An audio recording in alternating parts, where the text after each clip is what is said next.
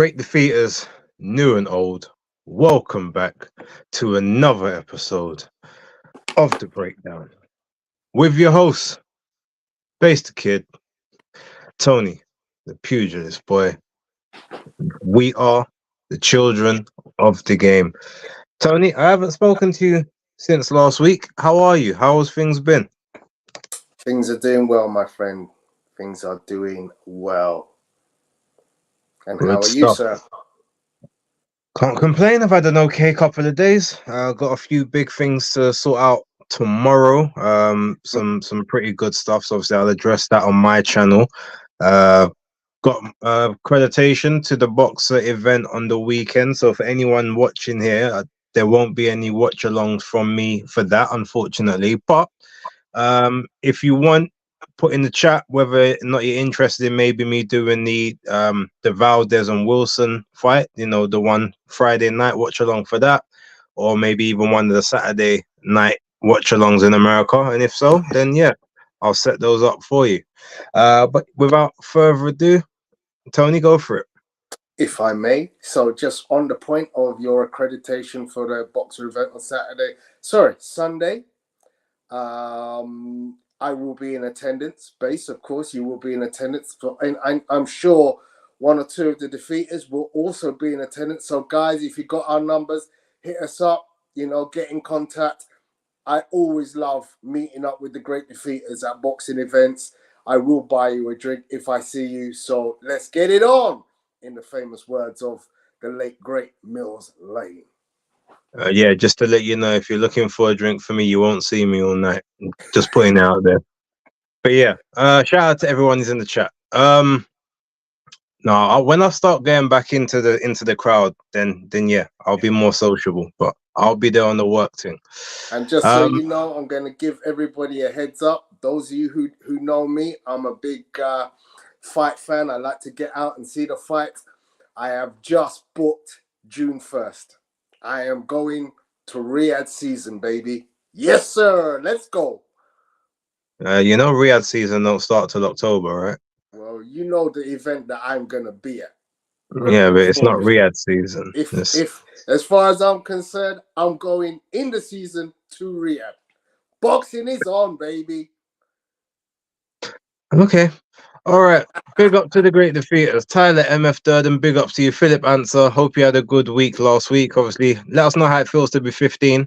Dan the Man, SE 15. Just the guy, hardest working guy on Twitter. Big up to you. Jack Knight, each and every time, big ups to you. Bigsy Biggs, salute to you as well. I see Chris Collymore in the building, Untraceable in the building, Jam Down 187, manners and respect every single week, and North Bank Bren, big supporter, big member of the channel. Clyde Gordon in the building as well. Nando Yamas, big ups to you, all the way from across the pond. And C Harley, shout outs to you as well. Danny as well, shout out. I think that's everyone. Okay, what's Danny saying? Base is worried that Tony is going to spike his drink like Breland did to Wilder. I mean, I wouldn't put it past him. He still knows the spar's happening. So, you know. This guy. I would have to be in. I'd have to be there watching him get the drink and then hand it to me. Like, he can't just come with the drink, like, unless it's sealed up. To stoop to such low levels. Like, really. I mean, you know. These hands, baby.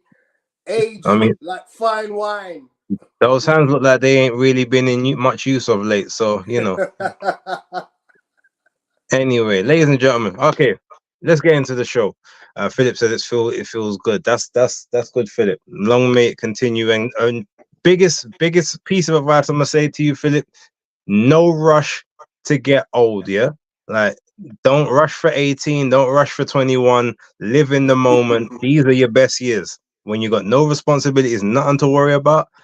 This is life, trust me. So stick with that. Oh, Fight Fan TV's in the building. Big ups to you. Obviously, I know you was just on the October Red and Boxing Beats and Rhyme stream. So shout out to them as well if they're still going on. Jonah 31 also in the building. Salute. Right, so we're gonna kick this one off now because this should be a fairly short episode. Just to let everyone know, usually I'm the one that watches everything, and Tony kind of watches what he wants to. But on this particular occasion, I've not been able to watch any of the Queensbury card. I managed to see I did see the highlights of the majority of the fights, like on their website, but they didn't show any of the full fights. My Skybox didn't record the event, and I was out at the time. I was unavailable to watch it live, so I know the results, but I can't really talk about anything that happened there. If Tony did, then he can give you a quick couple minute summarization now, and then we'll get to the matchroom stuff. So, Tony, I'm gonna leave that up to you. Cool. Let's crack on.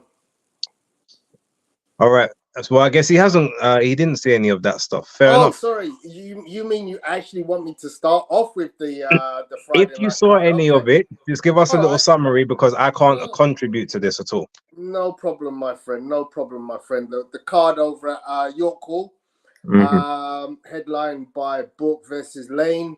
On there was my guy Moses Itauma. Did have a friend in the audience, so he managed to grab me a little bit of footage, which I'm just going to show.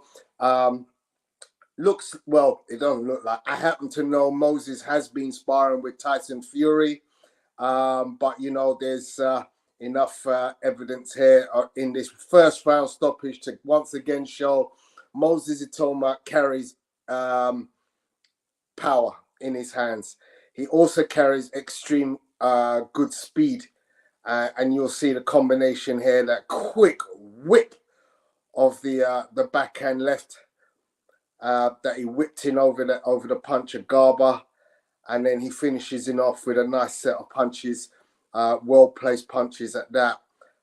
So again, you know, I know we do like to have a look and praise the youngsters coming up, and in my estimation, Moses Itauma is one such fighter who we need to be keeping a very close eye out. There has been talk, his name has been linked with the 5v5. However, I don't think there's going to be a suitable opponent for him on the other side of that particular table. I wouldn't suggest there be one at this point in his development, but obviously, as I said, he's a fighter that I am continuing to look at with great interest, because I do feel he does have something very explosive about him that in a year or two will make him potentially one of the better fighters in this division, in the heavyweight division. So that was Moses. Also on the card was Royston Barney Smith with his trainer Ben, Big Ben. And Royston looked very good in this glorified spar against Perez. You know, he obviously has the height and length advantage over his shorter, stockier opponent, but he used it extremely well. Sugar Boy Roy was very effective in picking some really good shots against his foe, and eventually got a stoppage, which you'll see here. I don't remember the round.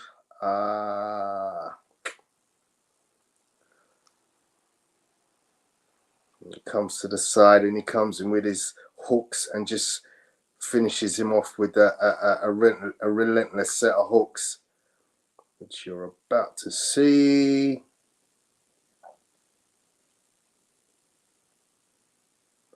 Bang, bang, bang. There we go. And that's all she wrote, and the fat lady sang, as they say. The headline fight was Book and Lane, two guys I knew very little about, but it was an entertaining fight, a very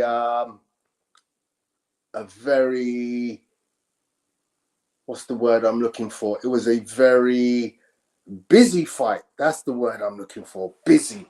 There was a lot of action in every round. As you can see, this is coming towards the end of the fight. A lot of punches being thrown by Lane on Book's head, and he gets the win in this very entertaining little scrap in the small hall at York Hall. That was the end of the fight, I think, in terms of the action. The referee stepped in there. I think that was the 9th round. But yeah, very entertaining fight. I don't know too much about the guys, but you know, now that I know a little bit about Ash Lane, I will be looking out for him again, see where he goes next. Not a bad little card overall for Queensbury. On a Friday night, my friend who went, he said it was very entertaining from top to bottom. And sometimes those little shows can be very entertaining. So, you know, a couple of names there to look out for in the future. Let's Right, move just to on let you to know, match that one finished in the 6th round. sixth round. There we go. Yeah. Okay, so let's move on. Right, so Where do you let's want to start with Harper and Ryan. Okay, go ahead. Okay, so funny enough, when I was watching this fight, everyone saw me in the live watch along. I was very shocked by Terry Harper's tactics. She was looking to try and basically stick with Sandy Ryan, stick to the pace, like stay in range, stay in the pocket, and was trying to bang away to the body, bang away to the sort of, and obviously try and throw some shots up top as well. However, when I watched it back, she didn't actually hold her feet as much as I thought that she did. I thought initially she literally just stood in front of her and tried to fight fire with fire for the entire fight, but that's not actually how it played out. In the first round, she held her feet the most, but she did use some movement, especially in the first minute 20 seconds. And that's when she actually had the most amount of success against Sandy Ram. And she was making Sandy have to reset on the balls of her feet in order to get into range to shoot the shots. Now, in the second round, like I said, I thought that she actually planted her feet more than what she really did. She actually did move a bit more, but the problem was she was moving off rhythm. And so every time she was moving or trying to move is the time when Sandy Ryan was actually shooting the shots. And that's why they were having so much more of an effect and affecting her construct as much, because she wasn't stationary. She wasn't being able to brace for the shot because she was already being moved off balance by the weight. Not to mention just the fact that Sandy Ryan is just naturally bigger, more aggressive, and a stronger and a bigger puncher, even though the records would have you believe that Terry Harper is a bigger puncher than Sandy. It's not actually the case. And every time that Sandy hit Terry, in every round up until the finish, like, it visibly moved her, it visibly disturbed her. But she also wasn't as hurt as I thought that she was when I was doing the watch along. I was calling it and saying, look, I think Steffi needs to throw in the towel. There's no point of taking this beating. But when I actually watched it back, a lot of those shots, she was okay. Yeah, she got hit flush with some, and she was definitely under the caution. It was definitely one-way traffic from sort of the end of the second round onwards, but it wasn't as much of a sustained beating as I initially thought. That being said, everything that Sandy did, apart from basically rushing the work in the third round, desperate for the stoppage, I felt that everything else was it was prime Sandy Ryan. Dig into the body. That left hook to the body that she's got is one of her best shots, and it always registers and has an effect. But her straight right, her straight hand down the pipe has actually gotten a lot tidier and a lot cleaner since even the McCaskill fight, which it was still fairly good there, but she was really getting good extension on it, really using the levers of her shoulders and those back muscles to just launch it, and it was straight. It wasn't looping. Everything was like just in perfect trajectory. Like I said, she rushed a little bit of the work on when she got a bit sort of gun happy, realizing that Terry Harper was a little bit, or looking a bit worse for wear, or at least that the shots were landing. But outside of that, everything else was clean. The footwork was a lot better from Sandy, even though it's never been bad, but it was a lot neater, a lot crisper. And yeah, just the shot selection was on point, and the spite and the venom that's always there is just something that will never go.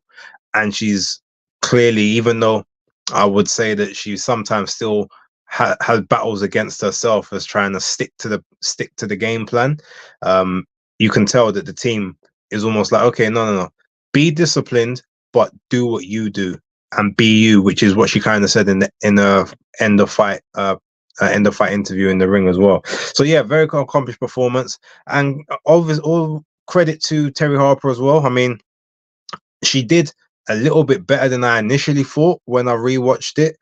She was just outwomaned, I guess, outgunned, outsized, but she hung in there. She didn't quit. She didn't look for a way out. She didn't ask the corner to pull her out. She took her beating. And she tried to throw back. Like I said, first round she had some success, had a little bit of success in the second round, and then after that she just, took the punishment. So congrats to her. She was on X day after, didn't make any excuses, which I've never actually seen her make an excuse after a loss or a draw in her career. So congrats. I don't know if necessarily she should potentially get a Rhiannon Dixon fight next if Rhiannon wins that vacant belt, the vacant WBO lightweight. I think she should have to earn a right to get back into a title shot. But with that being said, well done to both women. Both of them came out the ring safely, and Sandy Ryan's just elevated her stock yet again. What's your thoughts, Tony? You're muted. Sorry. So yeah, I was very impressed by the work of Sandy. This could have been a potential banana skin. I had seen, obviously, we're very accustomed to seeing Terry Harper on the screen. She is very much a crowd favorite and a favorite of the Matchroom stable. I did kind of think that maybe she was going to come in here and box, which I know I've seen her box very well in previous fights. I knew she could not employ a strategy which involved trying to trade with Sandy Ryan. That was gonna be a disaster from the get-go, and unfortunately her boxing ability just didn't come to the fore in this fight. I don't know what made her think that she needed to try to stay in range of Sandy. She really needed to get on her toes, be in and out, use her speed. I mean, obviously normally the lighter fighters are quicker of hands, which, bearing in mind that Terry has campaigned, 2 or 3 divisions down, she should be bringing a lot more to the table by way of speed. But unfortunately, it wasn't to be. She was soundly beaten by the much stronger, much more forceful Sandy Ryan in this situation, with, a lot more savvy about, how to use her natural size to her advantage. Look forward to seeing the next chapter in the story of Sandy Ryan. Okay, also shout outs to McTasty, says he loves York Hall. Yep. It's a good venue, to be honest. The atmosphere is great in there. Just don't go in the summer. That's all I'll say about that. Sweat G-Chain, box. shout out to you as well in the chat today. Big ups. All right, so and North Bank's debunking my earlier statement. Said rubbish. Life starts at 40. I mean, no, maybe that's the second string of life, but the best times of your life, when you have got nothing to worry about, is definitely in those early teenage years. Just after you reach 10, 11, 12, and then as soon as you get 13 to sort of 16, 17, that's the perfect time. After that, it's all downhill. Wait till you get to my age, bro. Yeah, you get to your age, most of us are going to be senile, or well, you're already there, so All right, let's go to the Nico Levar's fight against what's his name, Sutton Merga. We'll talk about that one very briefly. It was a fight that opened up the card. What was your thoughts? I actually didn't watch the whole fight. I kind of caught glimpses of it, so I'm not going to give my rundown of the whole thing. Obviously, I saw the end shot, the body shot, which finished Piotr Merga. A very good shot. That's it, Peter Merga. But I'll let you break that one down, brother. Yeah, so look, this was a very fun fight, to be honest. It wasn't. I was expecting it to go to 10 rounds. I when I done my predictions, I did predict on my Boxing News app. If you haven't got that, download that, by the way. I thought it would go distance, go points, because Nico it was 5-0-1 with no stoppages at the time, and Merga, I believe had no stoppages as well. So I was expecting it to sort of last the distance, but as always, you know, Nico Livas makes a fight more entertaining and more of a 50-50 than it needs to be. Very fun to watch. You know, he's never really in bad, boring fights, but his lack of defense is gonna be a problem for him when it comes to the when it comes to maybe the level above this, so the English or maybe sort of that type of level, purely because, and now the fact that he's had this same cut over his right eye, that's the third time the eye's opened up in the exact same place. He's had plastic surgery on it twice. He's now probably gonna have to have plastic surgery on it again. Having scar tissue that young in your career is never gonna bode well. But that being said, I like the fact that he stayed in range, and he showed Merga, who was actually fairly capable, but he was like, he wanted to sort of work at a pace that suited him, where he could get maximum leverage and leverage on his punches.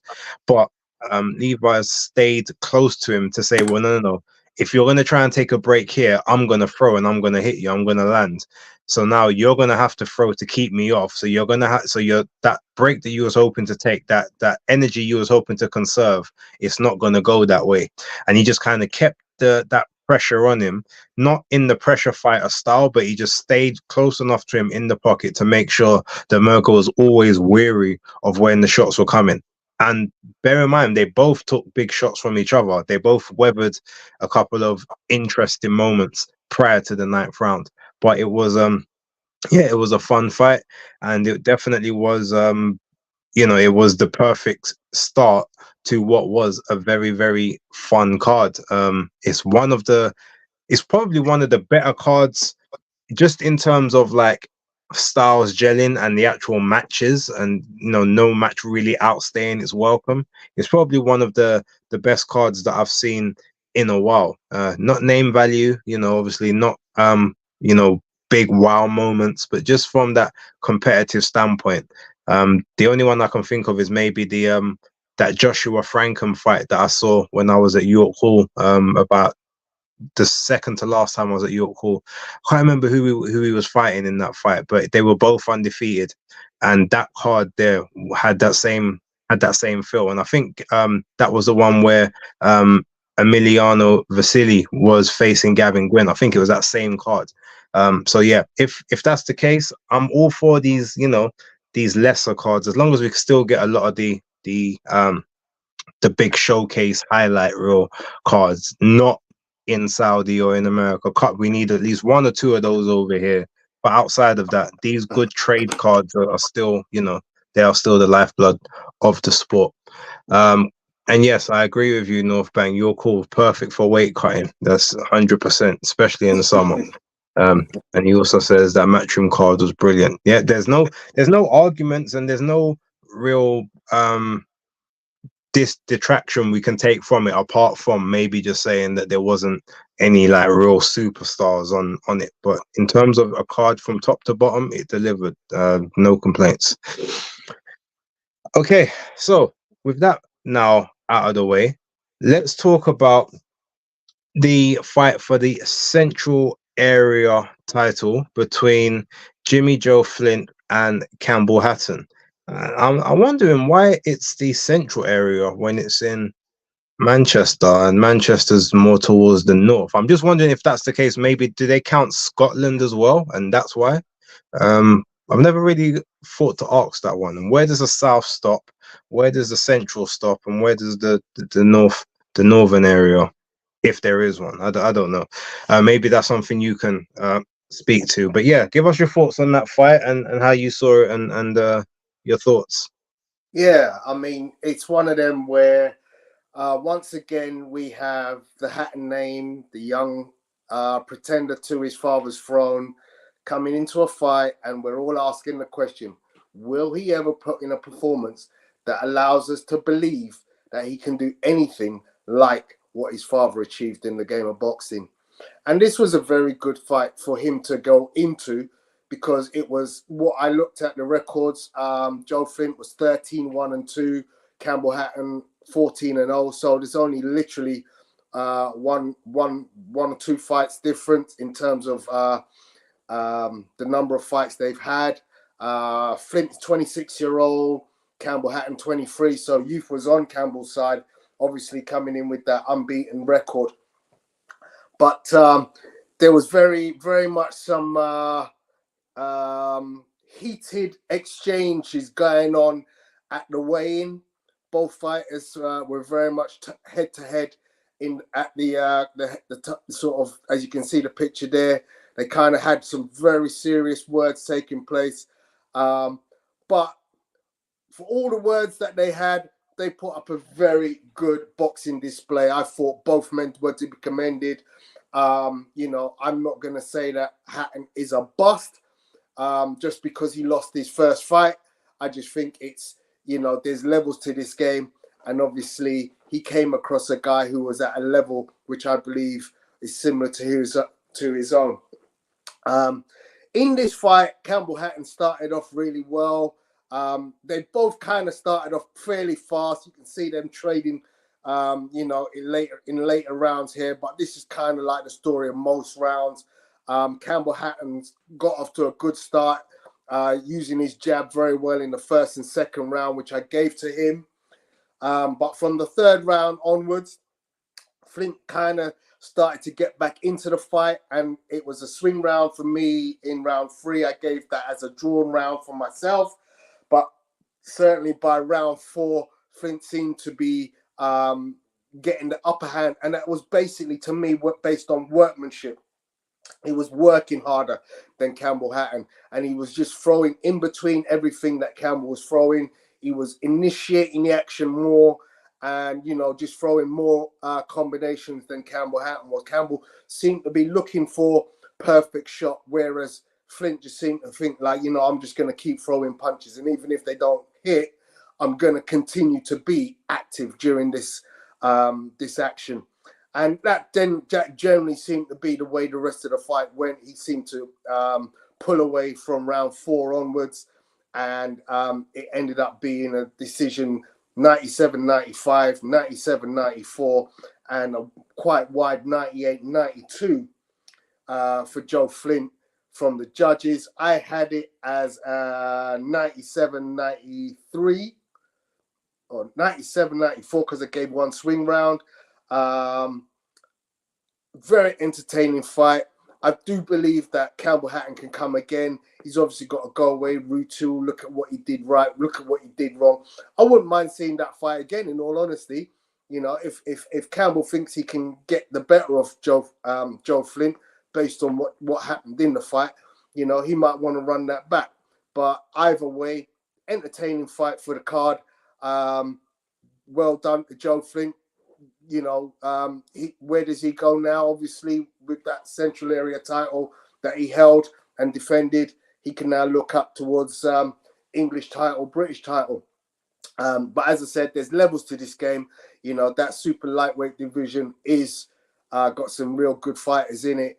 You know, they'll need to be very wary of what level Joe Flint is. All right, shout out to North Bank. He's come with the answers that I needed. He says the Central Area title belts are contested between East Midlands, Eastern Counties, Home Counties, and Midland Counties. And then the Northern Area titles consist of Merseyside and Cheshire, Northwest, Tyne, Tees and Wear, and Yorkshire. So that again would make me wonder why he was fighting for a Central Area and not a Northern when he's from Manchester, which, if I remember correctly, is Cheshire, or in and around that area. So yeah, but fine, no worries. Look, I was one of Campbell Hatton's biggest critics back in the day, but that was more because of not even the opportunities that he was given, because obviously, you know, yeah, you're going to get opportunities. It was how high up cards he was being put in his debut, in his second fight, in his third fight, like looking absolutely horrid against, you know, no hopers, not even getting that stoppages. And, you know, you're there taking the spots of, you know, these other guys that are actually selling tickets to these events and selling more tickets than you realistically when you're trading on your name. So I had a bit of an axe to grind from that perspective. But I made my mind up very early that he wouldn't get anywhere of note. Now, look, he's young. That's one thing we'll give him. He's 23, so he's still got a lot of time to grow if he chooses to. There has been some marginal improvements in him.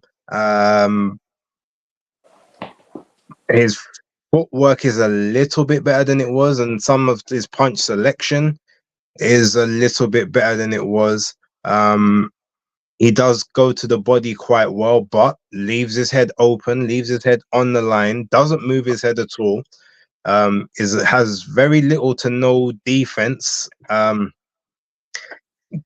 No ability to make an adjustment. Now, look, I know that, you know, sometimes that's something that you learn and you sort of develop as you get older, but usually you have, you know, like you can say, okay, this ain't working. I gotta find something else to sort of go with. And ultimately that is not something that he has in the locker.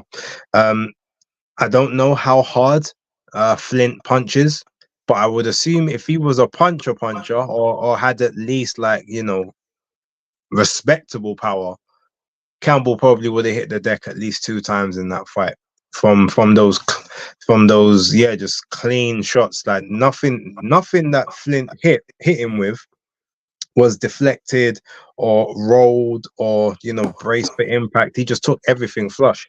And there was one time, I can't remember what round it was. I think it was round 7 or round 8. Campbell Hatton telegraphed a body shot, and he literally held his hand like by his waist for what felt like 2.5 seconds, looking to drill it into Flint's ribs, and then got caught over the top with Flint's opposite hand, because he wasn't even blocking that side of his head, because he had been in this stance for so long. Flint realized what he was about to do and made his adjustment and caught him. And it was just one of those fights. Anytime that Campbell tried to get some momentum, especially after like the second round, he would get caught in between the punches. Like he made Jimmy Joe Flint look very much like an experienced level counterpuncher who stayed with him in the center of the ring, didn't allow himself to get bullied. Anytime he did go and move himself onto the ropes, he didn't, you know, make it seem as he was getting dominated there. He rode with the shots. He had good defense. He was catching and shooting the uppercuts on the inside, making it very visible to the judges that he's comfortable in this position and he's winning these exchanges.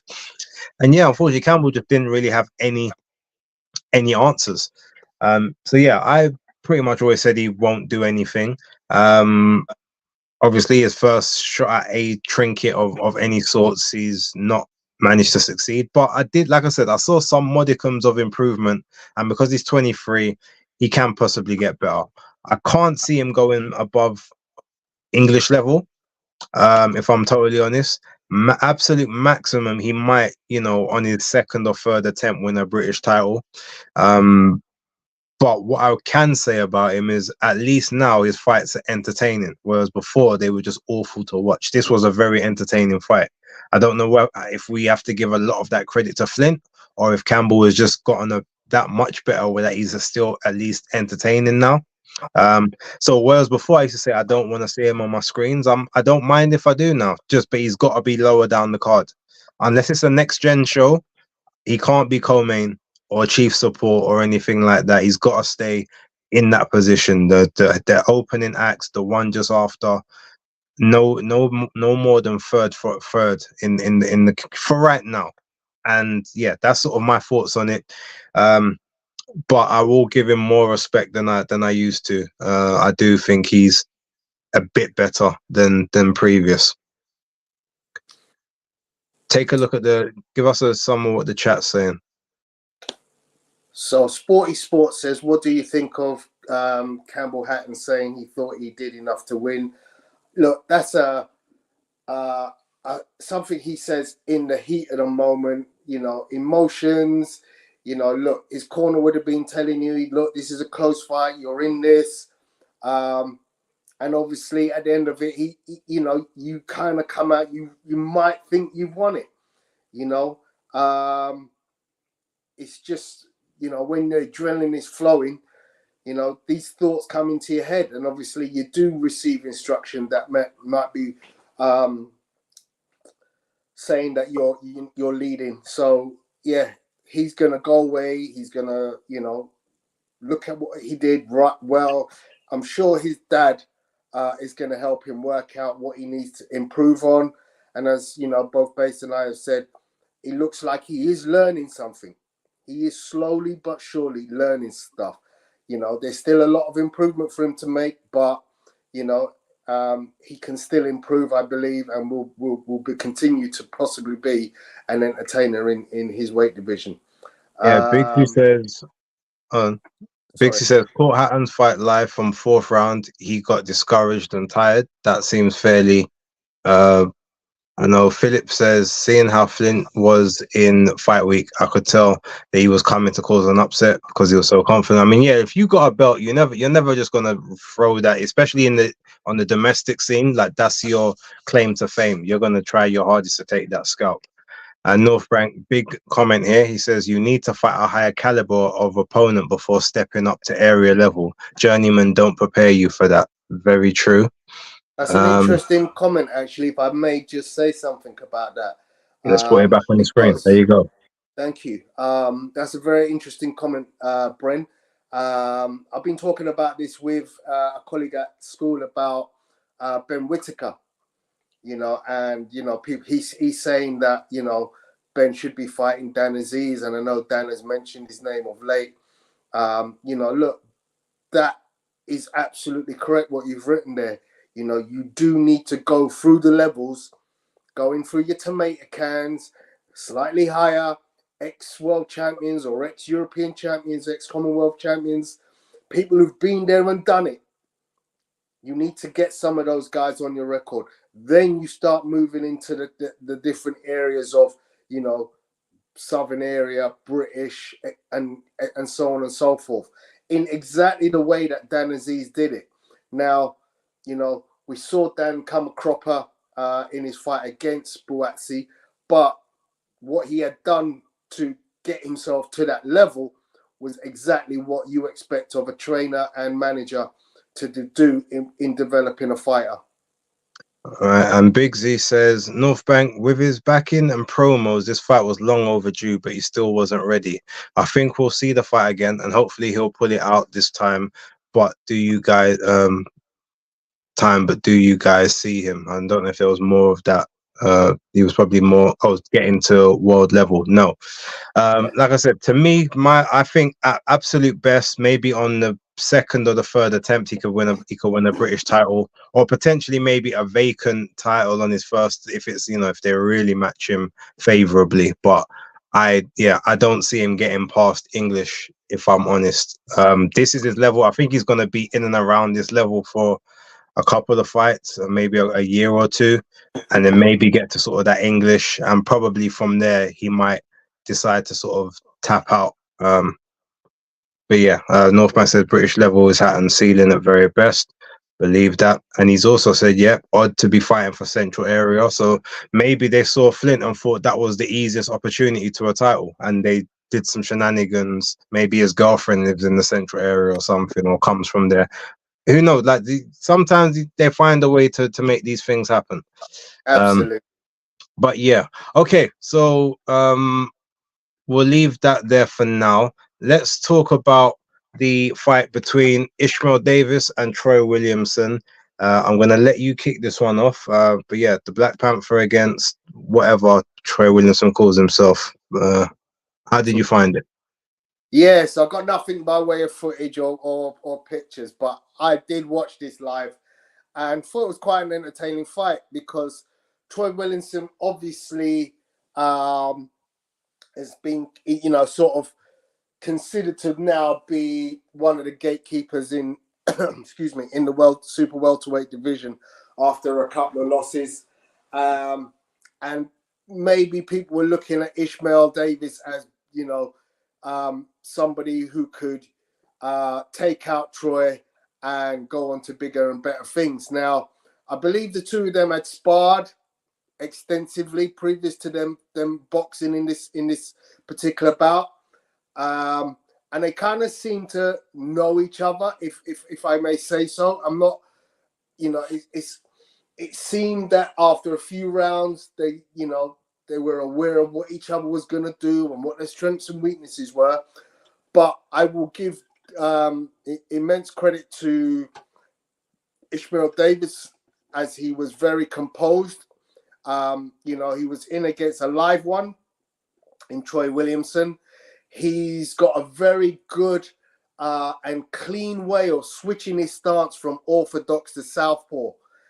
He did it very effectively through rounds, and you really didn't tell the difference between, whether he was one way better or the other way better. Sometimes you can see one guy is clearly stronger on one side than the other. With Ishmael Davis, this really was difficult to see because he operated extremely well out of both stances.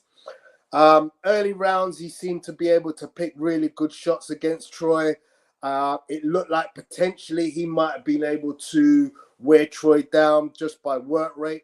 But during the middle rounds, Troy got back into it. His corner told him, look, you've got to get back in this fight.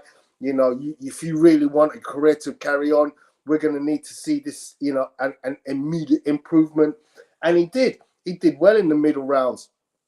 And even towards the end, he did really well, coming in and taking what seemed to be his problem in the early rounds was his footwork, just not stepping into range and therefore missing on a lot of shots. Whereas Ishmael Davis was very precise in his shot picking and being able to close distance and throw his combinations extremely well, catching Troy Williamson with some very good hard hitting hooks. But as I said, Troy towards middle round to late rounds started to improve and increase the activity rate and close the distance better, pick better shots. And he actually wobbled Ishmael Davis with one or two shots. Not to the point where he was going to go down, but, you just see ooh, that was a good shot, caught him some very good shot.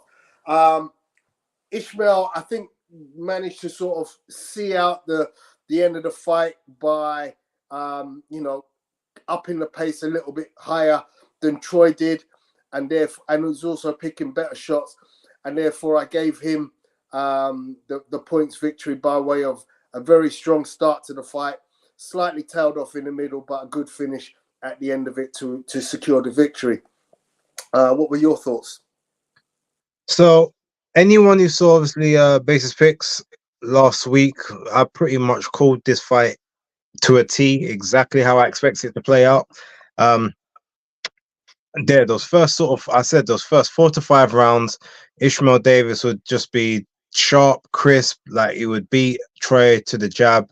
Obviously, he'd employ the backhand. He'd be able to get to, be able to get to him, and be able to sting him. But Troy, he looks like he gets hurt early in fights, like in every fight, and then he manages to have this great power of recovery and power of adaptation to adjust to the punches and the punch power, and then they stop having an effect after maybe sort of the fourth round or so.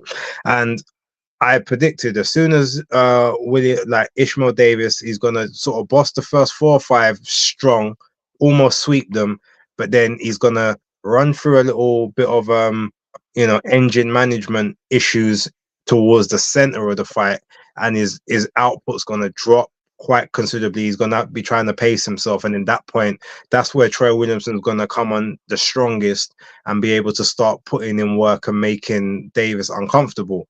But in those later rounds, when he knows he's closer to the finish line, he'll probably be competitive enough or nick the rounds from here or there to be able to make sure that he closes the fight off strong and wins on a unanimous decision. I said probably 115, 113, 116, 112. 2 cards was 116, 112. 1 card was 117, 111, which I felt was a little bit too wide personally, but I had it 116, 112. Because I haven't watched it back, I can't remember which rounds I gave to Williamson, but I do believe, and anyone who's obviously on it who saw the stream will be able to, tell me which ones. But I think the first 5 rounds I think I gave to Davis. I think I gave the 6th round to Williamson. I gave the 7th round to Williamson and the 8th round. I think I gave the 9th to Williamson, the 10th to Davis, the 11th to Williamson, and then the 12th to Davis. So I gave him 4 rounds. That's what I do remember. And I remember I gave him the 11th because at that point I had it 6-3 after 9, had it 7-3 after 10, and then 7-4 after 11. So yeah, one thing I'll say about the switch hitting, don't get me wrong, he can operate very well out of both stances, but I don't like people that switch like every second for the sake of switching. Zach Parker did it last week, and obviously he's nowhere near as good that Ishmael Davis is doing it, which is weird considering that Davis has had a lot less pro or even amateur experience than Parker. So that's just a testament to how good naturally he is at boxing. But the constant switching is, yeah, that's a problem for me. And there was times he was actually switching in range, and there's a couple of times he got caught doing it. And it was almost like anytime he would have success in, say, orthodox, as soon as he caught one jab in orthodox, he automatically switched to southpaw, and then he'd have a lot of success in southpaw. He gets touched in southpaw, then switch back to orthodox. I'm like, no, like, because at that point you're doing too much, and you're gonna start to confuse yourself, and you're gonna give your opponent, because if you are switching, that means you're not punching. You're not punching. You're not defending. You're in transition. Every moment you're in transition. If your opponent starts to read that, which is what he was doing from rounds like sort of 5, 6, 7, 8 onwards. Even though Davis obviously won the 4th for me, but it's like when you started doing that, that's when you could see to yourself, okay, he's started to find this rhythm. And once he's found that rhythm and he's found that this is what he does, he was having a lot more success. And then later on in the fight is when Ishmael was having a bit more success when he stopped switching as regularly. So yeah, to me, I would say the unnecessary switching is something he probably needs to cut out. It might be just an impulse thing at this point, but outside of that, there's a lot in there to be excited about and to give plaudits for. I don't know to what level Ishmael Davis can get to, but he is a very, he's a very good guy to watch, very good to operate with. He's going to have to obviously be very mindful and work extensively on the gas tank and actually go in the rounds and being able to manage those rounds, because this was his first 12 rounder and his last fight was his first 10 rounder, but he only went 8 rounds, so he'd never been above 8 rounds before. So that's something he's going to need to get comfortable with, whether that means he's going to have to start stopping his opponents early so he doesn't have to get to there, or he's going to have to start doing extended spars where he's just constantly being made to move to make sure that his gas will hold up against the biggest of pressure fighters moving forward. But yeah, I like what I see in terms of him and his potential, and I'm just keen to see sort of where it goes, and I hope that he does get signed by somebody soon, whether it's Matchroom or GBM, Box, or even Queensbury, or at least is on one of those fight-by-fight deals where he gets a lot of opportunities. That's what I'd like. And that's in North Bank agrees, saying the switcher made him far more open.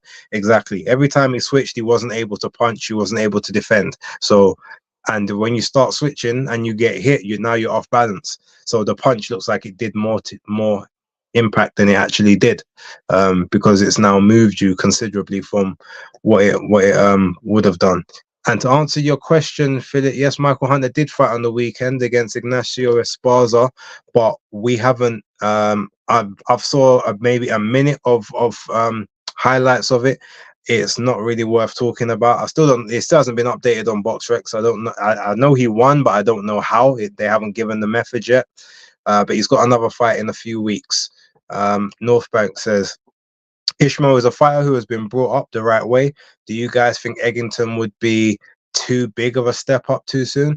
No, I think Eggington and Williamson are pretty much on the same level. Obviously, Eggington, they've both been British. I think Troy Williamson was European at one point. and he'll have the natural size advantage over Egerton. So even so, what maybe he might lack in the skill department between the two, he's got a bit of a style advantage to sort of bridge the gap. So I think I like Egerton. I think that would be a decent fight for him. And North also says, point you make, base Egerton too much. Antwi, I suppose, as that was an eliminator, right? I would rather put him in against Sam Eggington than Samuel Antwi at this point. I think because Antwi's also got the power. And obviously, as we saw what happened in that fight against Mason Cartwright, he's got that changed the course of this fight power. I don't think Sam Eggington has that same sort of that same level. So that would be more of a fight to take now when you're just trying to sort of, you know, understand and get yourself in position. That's sort of my opinion on it. Tony, any comments on that? No, fairly fairly much in agreement with you on that one. Sam Eggington, I think, is definitely the type of fighter that I would be looking at for Ishmael Davis at this stage in his development. Lovely. Okay. So now main event time. We're talking about Dalton Thundersmith against Jose Chun Zepeda. Tony, take it away. All right. So this fight was the main event, and in all honesty, I was a little bit surprised that they talked up Jose Zepeda the way they did in terms. I mean, you know, he's a big hitter. There's no doubt about that.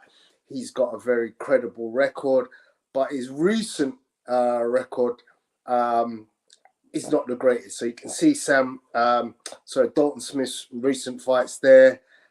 When you look at Jose Zepeda's, which is just coming on the screen there, lost to Richardson Hitchin, lost to Regis Prograis, good win against so 37-4 is his record, going in against the undefeated 15-0 Dalton Smith. 28 big KOs for Zepeda, clearly a banger. But in this one, I just kind of felt that youth would have its day, and I wasn't surprised by what I had seen.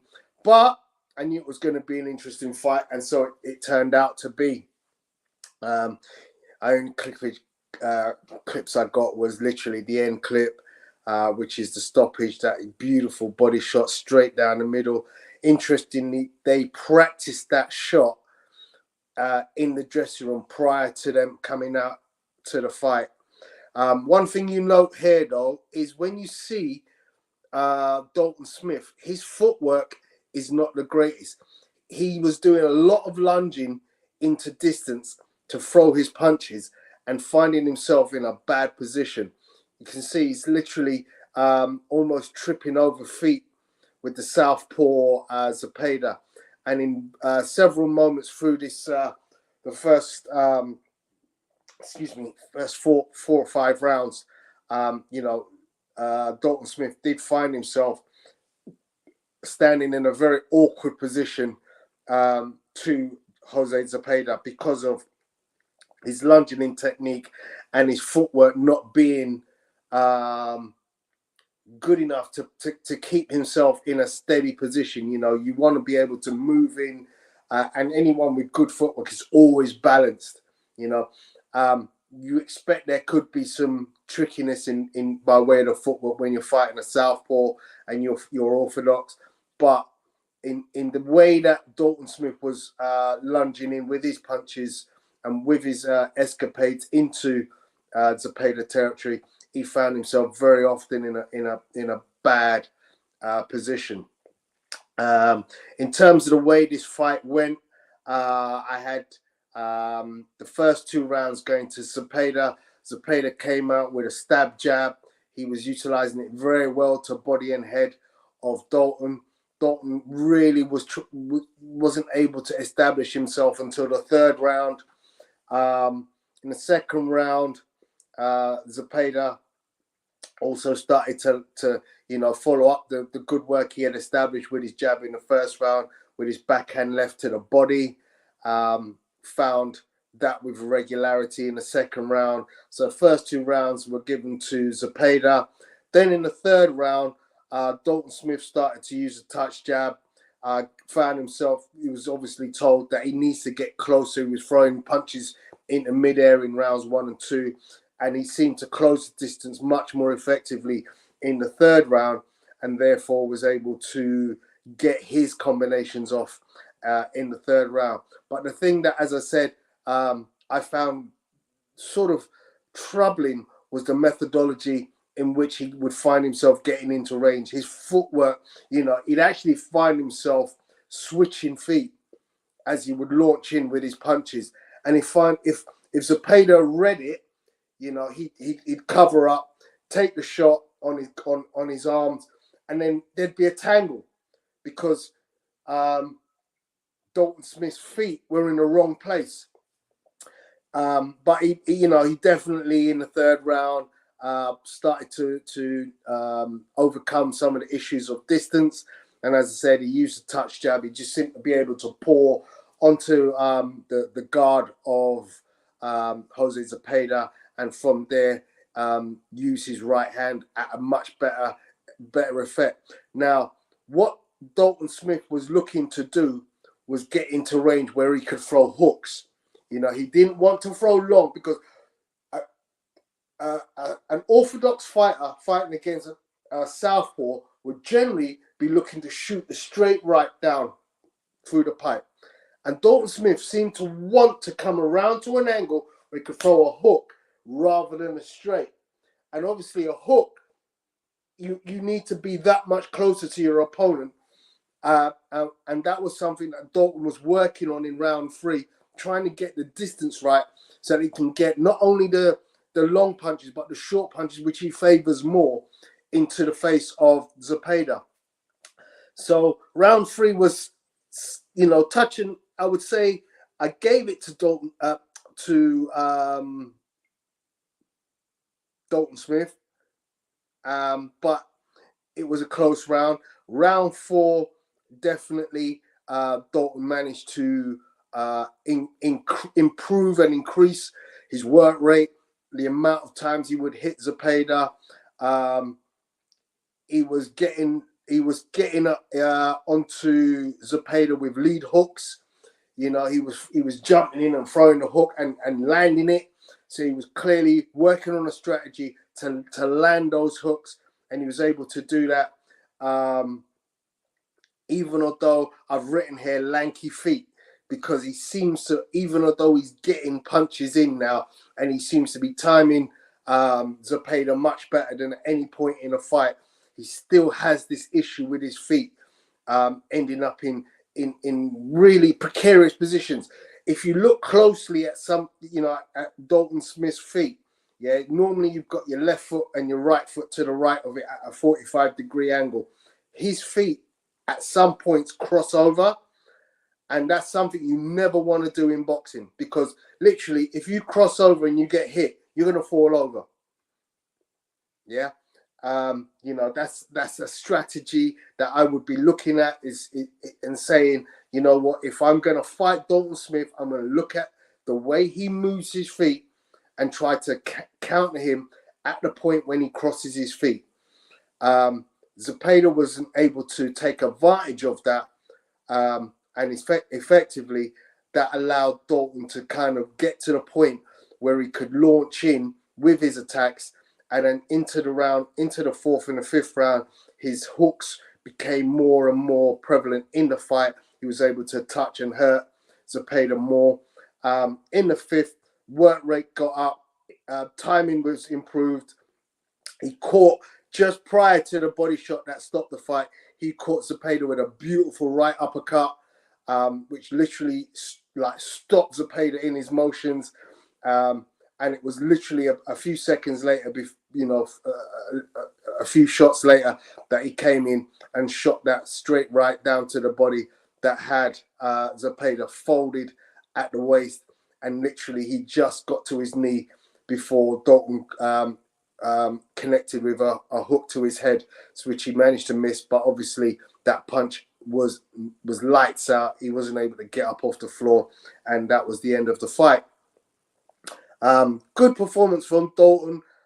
I do see flaws in his game, but look, he was in against a wily veteran, and he got the job done. Got the job done better than some of the other bigger names on Zapa's resume. Yeah, no, I agree with most of that. In the first 2 rounds, yeah, they definitely was a pay the rounds. He was a lot more aggressive, and being that wily veteran, he was finding himself in positions that Dalton wasn't used to experiencing. And I don't think Dalton's experience being in the ring with someone with a longer reach than him, especially someone that's shorter as well. So Zapata was able to get kind of underneath Dalton's lead hand when he was trying to probe with the jab. And he was, being able to throw a lot of hard stabs to the body. And even up top, he managed to land a couple of decent shots up top. But what you saw from Dalton Smith, which is very different to how you've seen in the majority of his other fights, is when he was in his stance and he was trying to probe, this hand was glued to his side of his face. It didn't leave. He was very conscious to make sure that that left hand from Zapata couldn't land anywhere around here without, being blocked. So in the third round, obviously, because the first two was pretty much all Zapata, and as Northbank said, he was worried in that time. I thought, okay, I could see not panic or fear, but I saw deep concern in his face, which to me said, okay, that's how I know he switched on, because he's probably felt the power early. But in the third round, the adjustment he made was that when he was probing with the lead hand, he stopped trying to shoot the lead hand for the jab. He was inching forward using the probe just to touch the lead hand. And as he was inching forward, he was shooting the backhand, and he was shooting 2-1 combinations. So he was using the backhand first, whether it touches or it grazes, and then he was turning and rotating back in with the left hand to sort of get that secondary contact. And he was having a lot more success that way. Then he started to kind of use a bit more of his body weight when he would sort of try and get into the clinches, tie, hold up, and start to sort of, try to muscle Zapata about a little bit. But he still had to be careful, because at the end of the third round, he had to come through a very big crisis where I think he missed a shot, and it was about 10-15 seconds to go, and he ended up being off balance, and Zapata came in with those left hooks, and he swung about 4 of them in a row. One of them connected, but not like hard, and then the others was able to sort of ride and graze them, and he had to be very careful. Then the exact same thing happened in the fourth round, where he had the same success doing the same good work, and then that exact same situation happened towards the end, but he managed to get through that one a lot cleaner. And then we saw from sort of the fifth round, he just kind of upped the pace. He was moving off rhythm, which is something Zapata wasn't really, he wasn't tracking at that time. And then, yeah, we saw that breadbasket shot, which was, devastating, froze him in his tracks. And then you could see on his face after that shot landed, he literally, he did this. The shot landed and then that shot came on him like, wow, I'm hurt. Like, how did that happen? Because it took the second to register. Like, did I even just get hit there? Because his body just shut down completely and froze. It was nothing he could really do. And then, yeah, from there, as you said, he went down to one knee, and that must have been a reflex from him, where he was like either like a survival instinct, because he wasn't even really looking at Dalton at the time, but he obviously must have seen that the feet was coming close. But yeah, the reflex, he still had that wherewithal, that survival instinct to get out of the way of that final shot. But once he was down on the ground, like the air was just gone. He couldn't get back up. So yeah, great performance by Dalton Smith. I'll say very good performance. Like, as you said, there was things to work on, but he made adjustments. And this is the first fight I think I've seen where he didn't have it going his way from the start and was able to do something to change that. Because I've been to his fights live when I've seen he hasn't been able to make adjustments. And like when his plan A wasn't working, there was no plan B. And he didn't really know, and it just became a bit laborious. And then he started getting dirty because he was frustrated that the guy just wouldn't play his game, kind of thing. So yeah, it was a good arrival at that next step, and then I guess it's all about to see who he fights next. I don't particularly have any real names on the agenda. I would like to see the unification for the British and the European, unless Adam Azim vacates. I did say I actually would like, because I had this for the 5v5. If Azim vacates the European, I'd actually like to see what Queensbury could do with regards to trying to get Pierce O'Leary a shot at the vacant title. I'd like to see a Dalton Smith versus Pierce O'Leary. I think that would be a good domestic fight before you eventually move up the rankings. I know Sporty Sports on the reason said O'Hara Davis would make sense. Yeah, I mean, O'Hara, unfortunately, though, he has to kind of get back in that winner's bracket right now before that fight would do anything, because I don't know, he doesn't really bring much. He doesn't bring much to the table in terms of, I guess, the interest, unless there's a win streak coming from it, sort of thing. So I feel like he would need to get another one or two wins there. But yeah, there's some decent 140s knocking about. I don't think I know there's Progress said he would love to fight him next. I don't think he's ready for Progress just yet. Even with Progress plodding feet at the moment, I just don't think that to me that's a step too far just yet. I'm not saying that he couldn't win, he definitely could, but I feel like that's maybe like the fight after the next fight. So there's, he needs to sort of find just another one in and around this level. Maybe someone like a Jackson Marinez, maybe, if he wants to move up to 140. Or one of the guys from the 135s, like one of the guys that are the big 135ers, you can kind of just move up, but closer towards those levels. Nobody talking about Harlem Eubank. But he's going to 147. So Okay. remember, that's what Chris said. So that's the only reason I haven't bothered to bring his name into it. But yeah, Jam Down says I wouldn't mind seeing Dalton against Davis or even old man Barroso. I don't think he's ready for Barroso. I think he's too much of a counter puncher. He's a bit too wily just yet.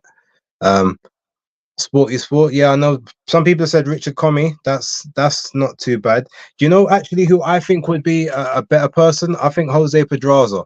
Give him Pedraza back at 140, so he hasn't shrunk himself back down to 135. I think Pedraza would be a good test for him next. That's just that tiny bit above the Zepeda level in terms of the actual skill set.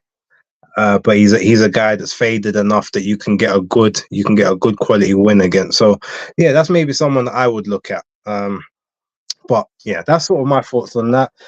Tony, unless you've got anything further you sort of want to add to that there, we can sort of wrap the show. Yeah, no, that's it. That's a wrap from me, my brother.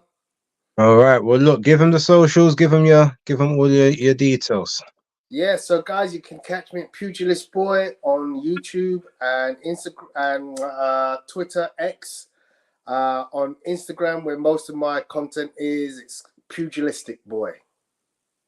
Good stuff. And as for me, ladies and gentlemen, obviously, BaseDaKID, the hardcore casual is the YouTube channel. I think most of you are subscribers right now. Truly appreciate all of you that are.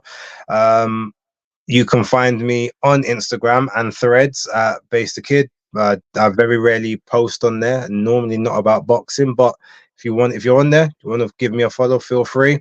On Twittex, you will quite often see me on there, B_A_S_E, or just type in BaseDaKID, and I do think I am the first one that does show up on there. So yeah, please do that. Tomorrow we will have the casual stream from 8 o'clock. 8 until 9 to 9:30, depending on if people want to come on like last week and have their say. And there will also this week there will be a special, another live edition version of Bases Picks, because there's 4 cards. I'm not gonna do 2 separate videos on the picks, and I'm not gonna be able to do any service to them in a 20-minute, 22-minute video. So yeah, with that, we're going to do a live stream for that as well. So, same time, around about 8 o'clock. So if you guys are interested, make sure you tune in for that as well. Those will be popping up very soon on the on my channel. But yeah, Tony, unless that's it, yeah, we can say bye to the peeps. Absolutely. Thank you very much, everyone, for tuning in. As I said at the start of the show, if you didn't pick it up, both Base and I will be at the Boxer Card this Sunday. Remember, it's Sunday, guys, because we've got the bank holiday. And so if you are about, do get in touch. Do try and check us out. We'd love to meet you guys in the flesh. We do love it. A bit of a get-together at boxing events. All right, ladies and gentlemen, thanks for your time. Hope you all enjoyed. We will be back next week. And with that being said, that's the Hardcore Casual BaseDaKID out. Tony out. Catch you later. Out. Peace.